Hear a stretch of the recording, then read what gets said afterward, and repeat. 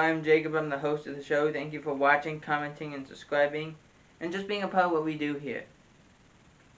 There's a lot of information that has come out about the NBA Finals. We will recap Games 3, 4, and preview Game 5, which happens on Monday.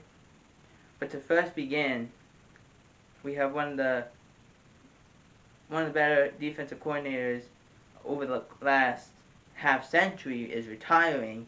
Romeo Crennel is retiring after 50 years as an interim head coach. He was a head coach for the Browns, and as a defensive coordinator. I will name all the teams that he was on. If I missed one, please put it in the comments. He coached for the Giants, the Patriots, the Jets, the Browns, the Chiefs, and the Texans. It was very unlikely he would get another coaching job, so this was probably the best thing for him. I mean, also when you coach 50 years in the top league, you've done something right. So congratulations to Romeo Crennel on retiring after 50 years. News on the CBS Sports behalf, as CBS Sports uses the word elevated, they elevated Jonathan Jones to lead NFL insider. He will be paired with Bill Sims, James Brown, Coach, Burleson, and Boomer Esiason. Now, what does that mean for Jason La Canfora? We have no idea what that means exactly. They may keep them both together. They may decide, no, we're going to remove La Canfora. Who knows? We'll only know in the coming matter of weeks. Some scary news if you are a Colts fan. As we said last week, Darius Leonard's ankle is still giving him some trouble. This week, or actually as soon as we stopped recording, it was announced that Darius Leonard will have to have back surgery.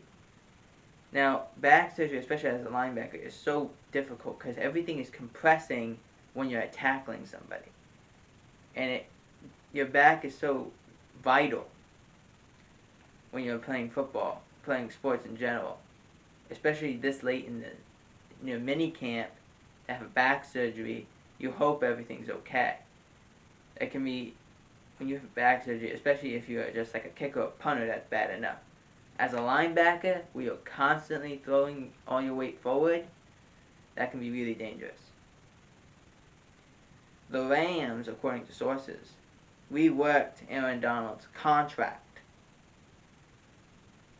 Now, he was already under contract for 3 years. They gave him an additional $40 million. So now, through 2024, he will get close to $95 million over the next 3 years.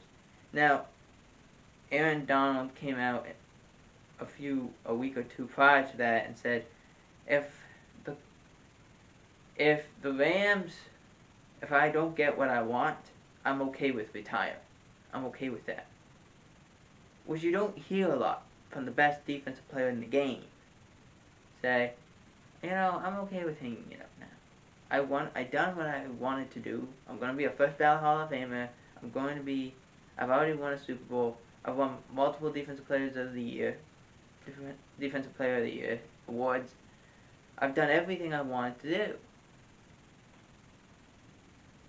But they gave him a $40 million raise to stay.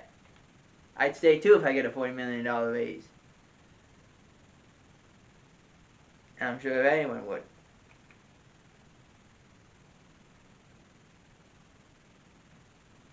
This also makes Aaron Donald the highest non-paid quarterback in NFL history.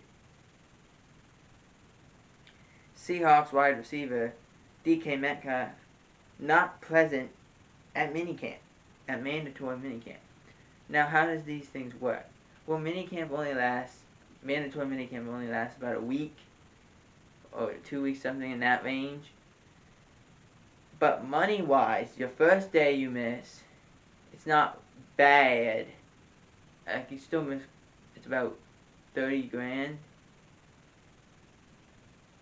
or close to 30 grand, and then it doubles. It doubles day 2, and then the remainder, you'll almost lose 90 or close to $100,000 if missing mandatory minicamp, which is kind of surprising because DK Metcalf wants a new contract. But we'll see where that goes from there. He continues to rehab, however, in LA from the injury that we don't know what he had exactly, but he's continuing to rehab in LA, but not present at mandatory minicamp.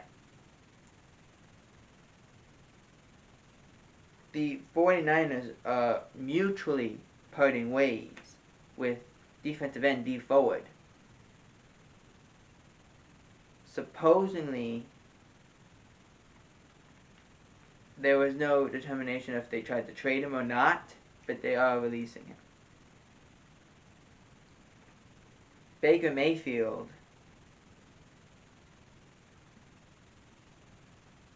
is excused from mandatory minicamp because of him trying to get traded. Because the Browns, as we said before, the Browns won't release him. They are forcing a trade, or they're waiting to see what the verdict is by the NFL and the Deshaun Watson thing to go and say, hey, Baker, we need you. We need you here. We don't know if Deshaun's going to be here a year, or not play for a year, 6 months, or 6 weeks of the season, 8 weeks of the season. We don't know if he'll play at all. We need you here. We need a contingency plan. I don't know if Baker is really happy about being the contingency plan for the Cleveland Browns, but I don't know if he has a choice in this sense of the matter.